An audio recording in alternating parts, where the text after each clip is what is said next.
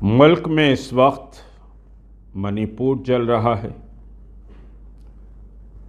ہریانہ کا میوات یعنی نوح کا علاقہ، گروگرام اور اطراف کے اضلاع تناؤ کا شکار ہیں، دکانیں لوٹی جا رہی ہیں، لوگوں کی مال و متاع خاک کے ڈھیر میں تبدیل ہو رہی ہے۔ اور پھر ٹرین میں ریلوے پروٹیکشن فورس کے جوان نے اپنے آفیسر کو مار کر چن چن کر 3 مسلمانوں کو مارا۔ یوگی مودی کی جے یا یوگی مودی کہنا پڑے گا کہ جیسے نعرے لگائے۔ یوگی بھی خاموش ہے، مودی بھی خاموش ہے، بی جے پی کا سمجھیے کہ پورا سوشل میڈیا اس واقعے پر خاموش ہے۔ پہلا ری ایکشن یہ آیا، حسب معمول جو طریقہ تھا کہ وہ دیوانہ ہے، پاگل ہو گیا، ایک پاگل کے ہاتھ میں بندوق تھما دی گئی۔ پھر کل ری ایکشن آیا، نہیں وہ پاگل نہیں ہے، ہوش و حواس میں تھا۔ تو کیا اس کا گھر بلڈوزر سے گرا دیا جائے گا؟ کیا اس کے پورے خاندان کو گرفتار کر کے اسکیننگ کی جائے گی؟ ایسا تو نہیں ہوگا، کیونکہ یہ ہونا تو صرف مسلمانوں کے نصیب میں ہے۔ نوح کے علاقے میں مانو مانیسر نے چیلنج کیا کہ میں آ رہا ہوں۔ وہ شخص جو گورکشا کے نام پر 2 مسلمانوں کو زندہ جلانے کا مجرم ہے، جس کو پولیس تلاش کر رہی ہے، لیکن ہریانہ کی پولیس اس کو پروٹیکشن دے رہی ہے۔ وہ ویڈیو ڈالتا ہے، یہ کہتا ہے کہ بھونے آ رہے ہیں، پھول لے کے تیار رہنا۔ اس کے بعد مسلمانوں کو کہا جاتا ہے کہ بھئی تم زنخے بن کے گھر میں بیٹھ جاؤ۔ ری ایکشن تو آئے گا۔ اس میں جو اصل بات میں کہنا چاہتا ہوں کہ یہ افواہ پھیلائی گئی کہ مندر میں 2500 لوگوں کو قیدی بنا لیا گیا، ہوسٹیج بنا لیا گیا۔ سارا بی جے پی کا سوشل میڈیا اور نیشنل تمام چینلز یہ بتا رہے تھے کہ 2500 لوگ مندر میں پھنسے ہوئے ہیں۔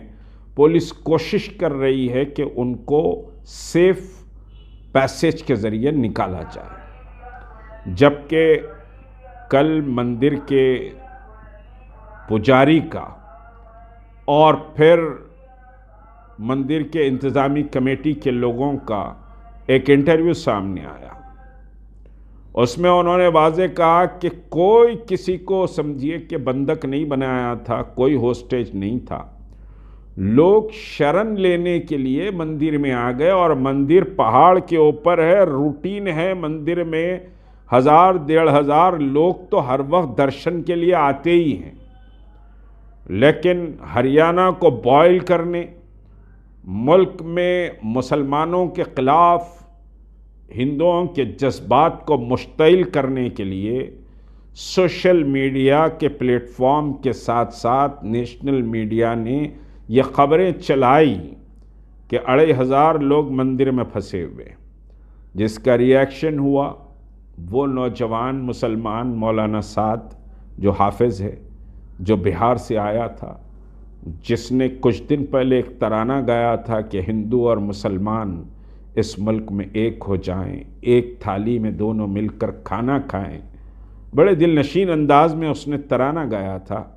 اس کو شوٹ کر دیا گیا، اس پر گولیاں چلا دی گئیں۔ اور بہت سمجھیے کہ اچھی بات ہے کہ یقینی طور پر کچھ لوگوں کا ضمیر زندہ رہتا ہے۔ مرکزی وزیر نے سمجھے جتیندر نے یہ کہا کہ جب جلوس نکل رہا تھا تو جلوس میں ہتھیار کس نے سربراہ کیے؟ جلوس ہتھیاروں کے ساتھ تو نہیں نکلتا، مرکزی وزیر کہہ رہا ہے۔ ہریانہ کے اسپیکر نے کہا کہ it is a total utter failure of the police of Haryana. Haryana کی پولیس تماشا دیکھتی رہی، سوشل میڈیا پر چیلنج در چیلنج ہوتے رہے، اس پر کوئی بیان نہیں لگایا گیا۔ وہاں کے ایس پی کو چاہیے تھا کہ یہ بیان جاری کرے کہ مونو مانیسر اگر یہاں آئے گا تو ہم گرفتار کریں گے، اس کو اس ریلی میں شامل ہونے کی کوئی اجازت نہیں دی جا سکتی۔ یہ کوئی کلیریفیکیشن پولیس کی طرف سے نہیں تھا۔ دراصل جیسے ستیہ پال ملک نے بات کہی، ستیہ پال ملک ملک کے بہت سینئر سیاستداں ہیں، کئی علاقوں کے کئی ریاستوں کے وہ گورنر رہے، حتیٰ کہ آرٹیکل 370 ابھی جو کشمیر سے ہٹایا گیا وہی گورنر تھے، اور آج کل سمجھیے کہ ان کی زبان حق کے ساتھ کھل رہی ہے، سچائی وہ بول رہے ہیں، بی جے پی میں رہے ہیں، پرائم منسٹر کو انہوں نے دیکھا ہے، امت شاہ کو دیکھا ہے، انٹرنل بی جے پی کے سارے معاملات کو جانتے ہیں۔ تو ستیہ پال ملک نے کہا کہ یہ انتخابات سے پہلے ایک سوچے سمجھے منصوبے کے تحت یہ فسادات کیے جا رہے ہیں، منی پور ہو یا پھر نوح کا علاقہ ہو یا سمجھیے کہ ہریانہ کا گڑگاؤں ہو۔ حیرت ہے، اسٹیٹ گورنمنٹ گڑگاؤں میں گڑبڑ کو سمجھیے کہ تماشا بین بن کر دیکھتی ہے اور ہوا دیتی ہے۔ گڑگاؤں میں مسجد چلا دی جاتی ہے، امام کو قتل کر دیا جاتا ہے، فائرنگ، اطلاعات کچھ ایسی ہیں کہ فائرنگ کی گئی امام پر، اور 2 نوجوان ابھی آئی سی یو میں پڑے ہوئے۔ یہ سمجھیے کہ جو گڑبڑ ہوئی ہے، 2 جوان بھی مر گئے پولیس کے، بجرنگ دل کے بھی لوگ مرے، جلوس میں شامل بھی کچھ لوگ مر گئے، 6 میں سے سمجھیے کچھ ادھر کچھ ادھر قصہ ہے۔ تو یہ جو موت ہے، چاہے موت ہندو کی ہو یا مسلمان کی ہو، موت موت ہے، انسانیت کی موت ہے، اور یہ حکومت کا اٹر فیلئر نہیں بلکہ ایک منصوبہ بند دہشت گردوں کو اجازت دی گئی کہ تم یہ حرکتیں کرو، کیونکہ ہم کو 24 کے الیکشن سے پہلے بوائل کرنا ہے۔ ستیہ پال ملک کی بات کر رہا تھا، ستیہ پال ملک نے یہ کہا کہ یہ 2024 سے پہلے رام مندر پہ بھی اٹیک کر سکتے ہیں۔ satyahindi.com کو ایک انٹرویو دیتے ہوئے انہوں نے کہا کہ یہ رام مندر پر بم پھینک سکتے ہیں، کوئی بڑے بی جے پی کے لیڈر کو مار دے سکتے ہیں، یا پھر ملک میں 100 مقامات پر بڑے فسادات کروا سکتے ہیں۔ اصل لائن یہ ہے، اور اس لائن کو سمجھنا پڑے گا۔ منہ ڈال کر بیٹھے ہوئے ہیں، ہائے ایسا ہو گیا، ایسا ہو گیا، ویسا ہو گیا، چوکس رہنا پڑے گا، چوکنا رہنا پڑے گا سارے ملک کے وہ لوگوں کو جو دستور کی پاسداری چاہتے ہیں، جو ملک کی ترقی چاہتے ہیں، جو ڈائیورسٹی پر یقین رکھتے ہیں، جو محبتوں پر یقین رکھتے ہیں، ان کو بھی چوکس رہنا پڑے گا۔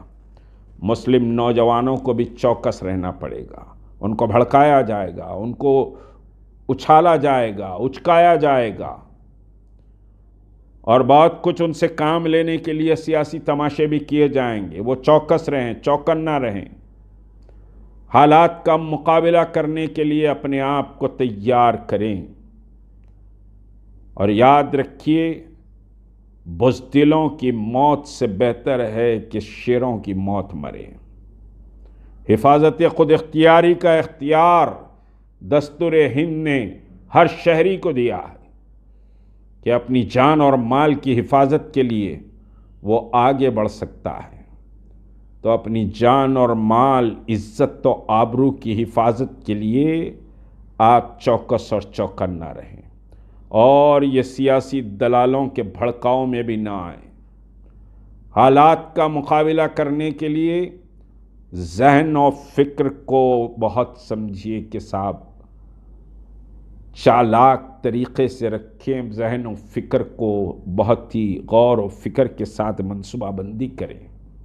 جذبات سے قومیں نہیں بنتی، منصوبہ بندی سے قومیں بنتی ہیں، اور آج جو ملک میں حالات ہیں وہ حالات بہرحال یہ اقتدار کی کشمکش کے حالات ہیں۔ آج کچھ لوگ پردے کے پیچھے سے ان فرقہ پرستوں کی بہت بڑی حمایت کرتے ہیں، میں ان تفصیلات میں نہیں جاؤں گا۔